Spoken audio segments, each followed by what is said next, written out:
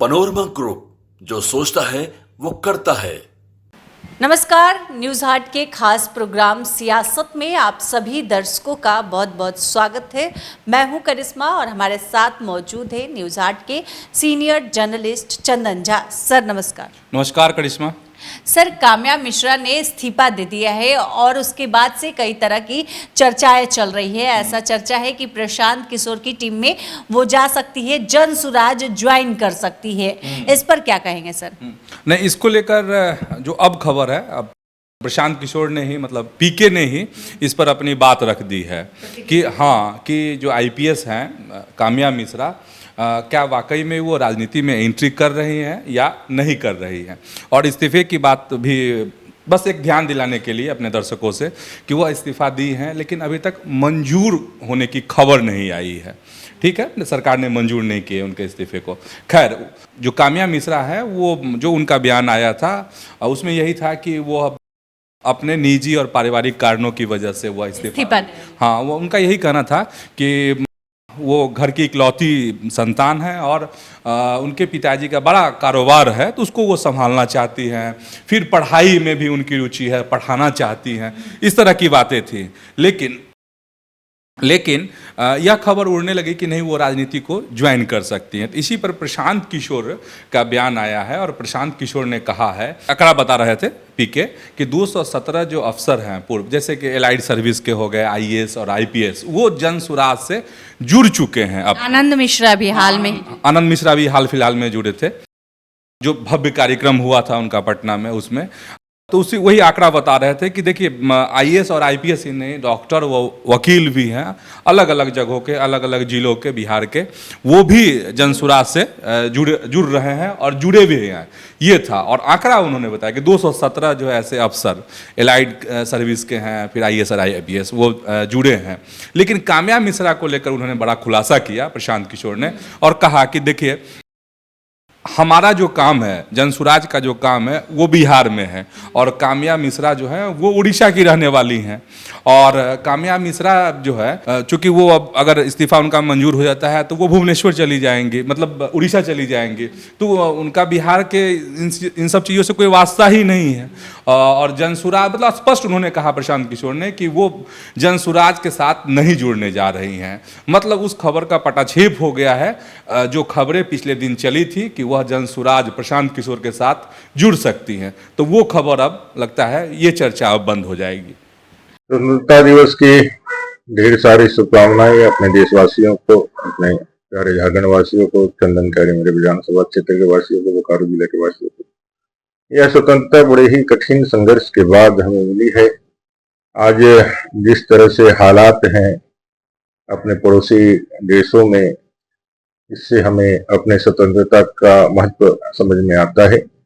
हम अपने संविधान की ताकत को, अपने लोकतांत्रिक मूल्यों को और ज्यादा ईमानदारी के साथ एक नागरिक होने के नाते हम अपने कर्तव्यों का निर्वहन करें, ऐसा संकल्प लेने के लिए आप सभी को एक बार पुनः आग्रह करते हुए स्वतंत्रता दिवस की ढेर सारी शुभकामनाएं।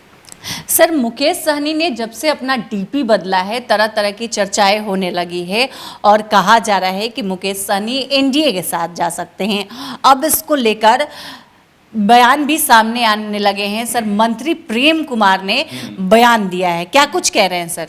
हाँ, प्रेम कुमार ने, और स्वाभाविक है जो टाइमिंग है, क्योंकि बीजेपी का अपना एक अभियान है तिरंगा को लेकर के, और 15 अगस्त तक का उनका अभियान है, तो इसीलिए यह चर्चा, चूँकि मुकेश सहनी ने अपना डीपी बदल लिया था जिसमें उन्होंने तिरंगा लगा दिया था।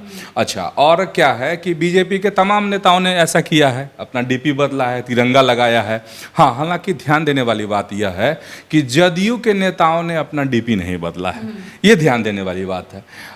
अगर उन सब चीज़ों को देखते हैं और गौर करते हैं तो क्या है कि जैसे ही इन्होंने डीपी अपना चेंज किया, बदल लिया, किसने? मुकेश सहनी ने, वैसे ही जो है चर्चाओं का जो बाजार है वो गर्म हो गया। जो सियासत में, बिहार की राजनीति में, सत्ता के गलियारों में इस पर चर्चा शुरू हो गई कि आखिर तिरंगा उन्होंने क्यों लगाया, डीपी क्यों बदला। तो इससे लोग कनेक्ट कर रहे थे एक दूसरे को कि हो सकता है कि जिस तरीके से भाजपा के नेताओं से उनका मिलना जुलना बढ़ा, और वजह सब जानते ही हैं कि उनके पिताजी की जो हत्या हो गई थी उसमें बीजेपी के तमाम नेता उनके घर पे पहुंचे थे। हालांकि पत्र भी आया था प्रधानमंत्री के तरफ, प्रधानमंत्री का, जेपी नड्डा का भी पत्र आया था, हालांकि लालू प्रसाद भी उनके घर गए थे। लेकिन जो ये मेल जोल बढ़ा, उससे इस सियासत को कह सकते हैं कि एक चर्चाओं का जो ये होता है वो दौर एक बड़ा शुरू हो गया था।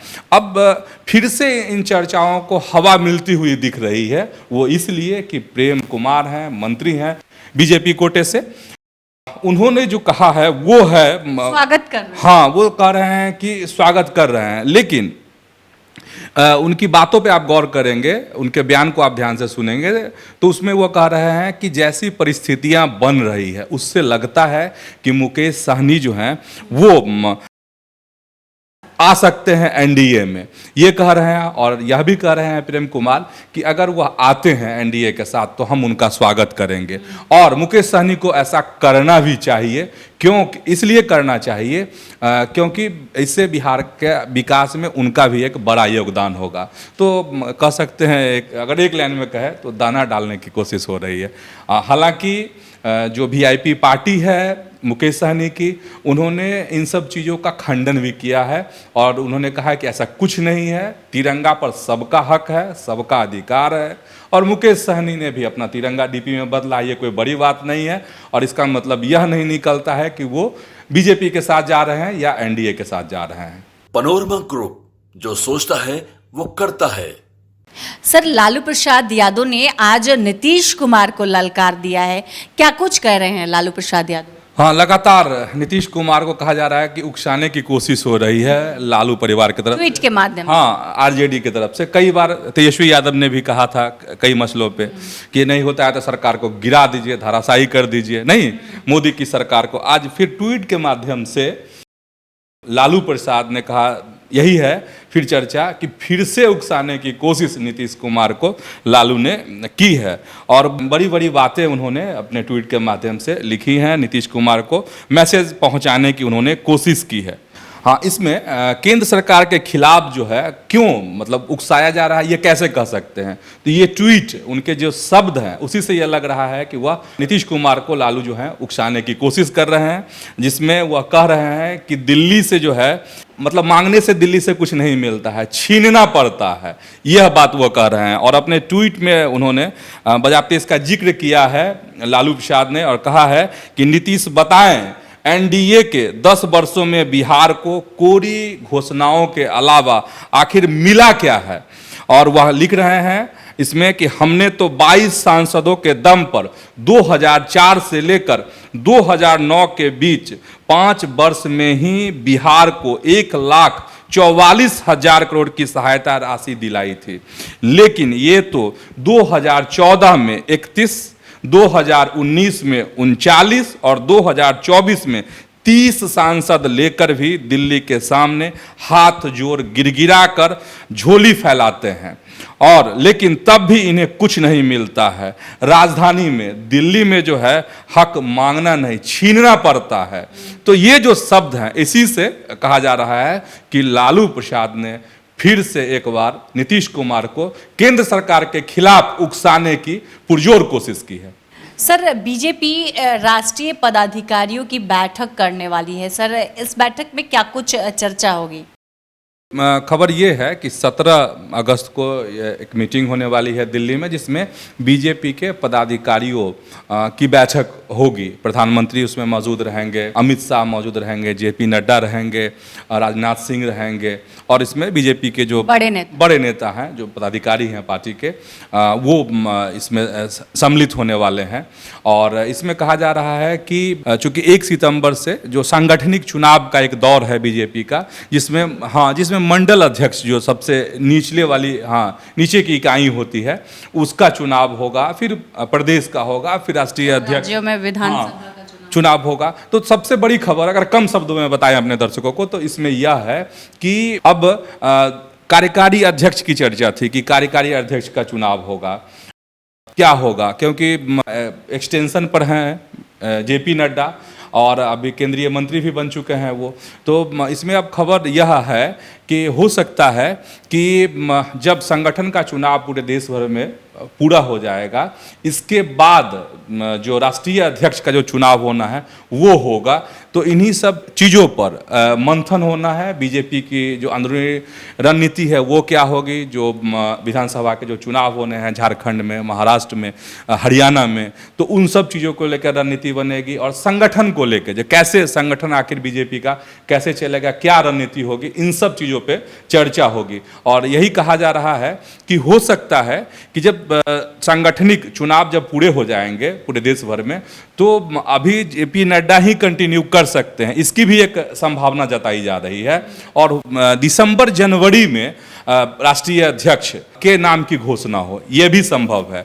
क्योंकि कार्यकारी राष्ट्रीय अध्यक्ष की जो चर्चा हो रही थी, तो इसमें आरएसएस के साथ जो अभी हाल फिलहाल में 11 अगस्त को राजनाथ सिंह के घर पर जो मीटिंग हुई थी, जिसमें बीजेपी और आरएसएस के समन्वय की यह मीटिंग थी, तो उसमें इन सब चीज़ों पे चर्चा हुई है कि फरवरी में संगठन का जो ये बड़ा दायित्व है राष्ट्रीय अध्यक्ष का, वो नहीं दिया जाए, इस पे गहन मंथन कर दिया जाए।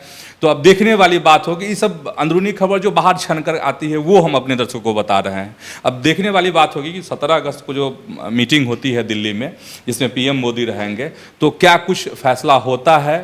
वैसे एक यह भी बात चल करके आ रही है कि हो सकता है उस दिन ही कार्यकारी अध्यक्ष के नाम का ऐलान कर दिया जाए, लेकिन ज़्यादा चांस है कि अब ये जनवरी तक भी खिंच सकता है। मतलब जेपी नड्डा ही फिलहाल कंटिन्यू कर सकते हैं।